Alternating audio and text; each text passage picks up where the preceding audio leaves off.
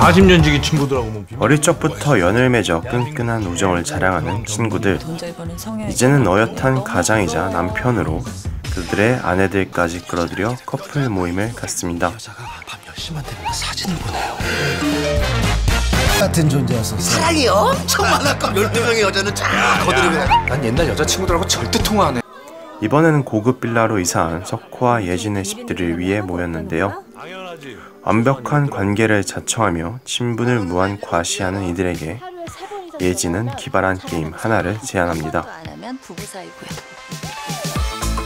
우리 게임 한번 해볼까? 저녁 먹는 동안 오는 모든 걸 다 공유하는 거야. 전화, 문자, 카톡, 이메일 할 것 없이 싸. 야, 이거 미친 짓 아니야? 왜 해야 하는지 모르겠지만 안일함과 우려를 동시에 안고 이들은 이 발칙한 폭로전에 참전하게 됩니다. 이들에게 무슨 일이 기다리고 있는지도 모르는 채 말이죠. 왜? 비밀 없다며. 마스터피스와 리뷰할 신작 완벽한 타인입니다.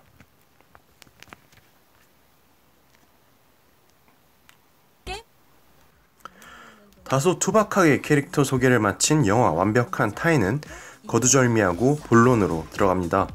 휴대폰을 전면에 내세운 시놉시스답게 노골적인 대사로 스마트폰에 과도하게 의지하고 있는 현대인을 풍자하는 것 같지만 진짜 말하고자 하는 바는 우리는 과연 얼마나 서로를 알고 있을까로 시작하여 관계의 의미를 재정립하려는 듯 보입니다.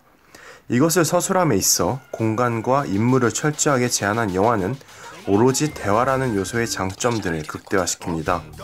각각의 인물들의 명확한 개성을 입히고 독창적인 성격을 부여한 탓에 각자의 사연에 집중하는 것만으로도 영화는 꽤나 쏠쏠한 재미를 선사하죠.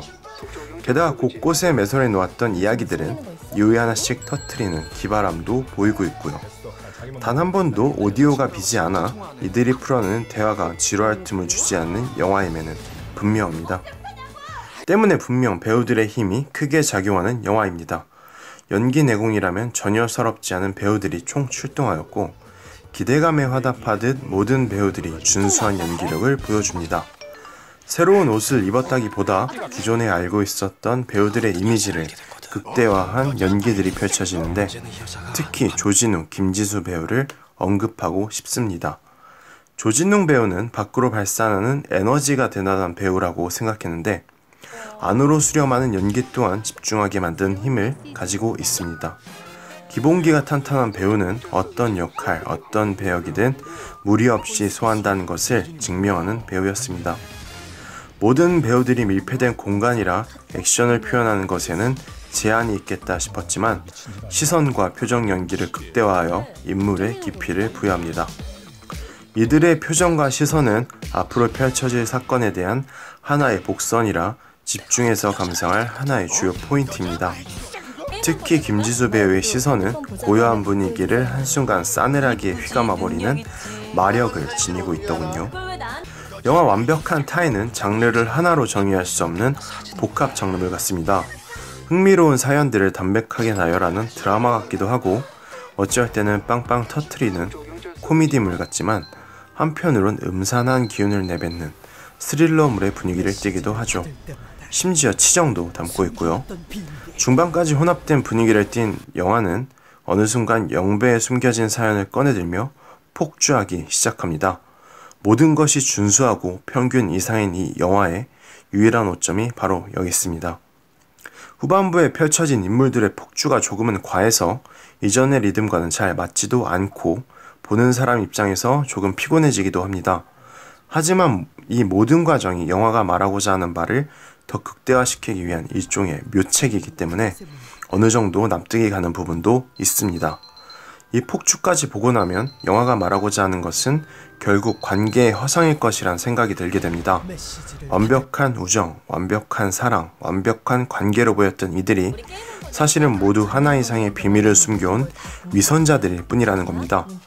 서로를 잘 알고 있을 것이라 생각한 관계가 사실은 아무것도 모르고 있음을 조롱하는 것에 내내 방점을 찍고 있는 듯한데 감독이 말하고자 하는 것이 정말 그것일까요?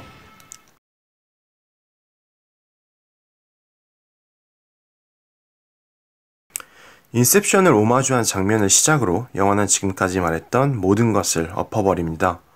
영화가 말하고자 하는 바는 관계의 허상이 아니라 관계의 몰이해입니다.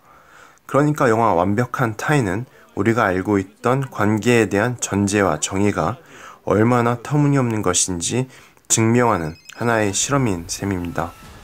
흔히들 착각합니다. 완벽한 관계는 타인에 대한 완벽한 인지가 선행되어야 한다고 말이죠. 그러나 우리는 애초에 완벽한 타인이기 때문에 한 사람의 비밀을 온전히 감당할 수 없습니다. 영화는 후반부에 펼쳐진 파국을 더욱 과장하고 때로 잔혹하게 채색하며 이 사실을 확실하게 인지시켰던 겁니다. 결국 완벽한 타인을 완벽한 관계로 포장하는 것은 비밀을 들추는 것이 아닌 철저하게 비밀을 가리는 것입니다. 이 모든 것은 우리는 모두 완벽한 타인이며 우리의 관계가 결코 견고하지 않을 것이란 사실을 전제로 말하고 있는 것입니다. 이제 영화의 도입부인 프롤로그를 살펴봅니다. 어릴 적부터 친구인 이들은 속초 영랑호에서 얼음 낚시를 합니다. 즐겁게 낚시를 하던 그때 영랑호가 바다냐 강이냐를 두고 두 친구가 싸우게 되죠. 한참 싸우던 이들은 월식이 뜬 것을 발견하고 다같이 달을 응시하며 영화가 시작됩니다.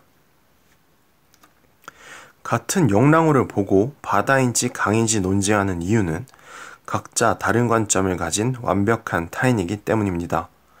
완벽한 타인일 수밖에 없는 이들이 완벽한 관계로 보였던 이유는 자신의 비밀을 공유해서가 아니라 지구의 그림자가 달을 가렸듯 그 비밀을 철저하게 숨겨왔기 때문입니다. 거창한 우정으로 맺어졌을 것이란 이들의 관계는 사실 이들이 밟고 있었던 얼음과 다를 바 없습니다. 얼음이란 견고할 것 같지만 녹아버리면 끝인 견고하지 못한 것입니다.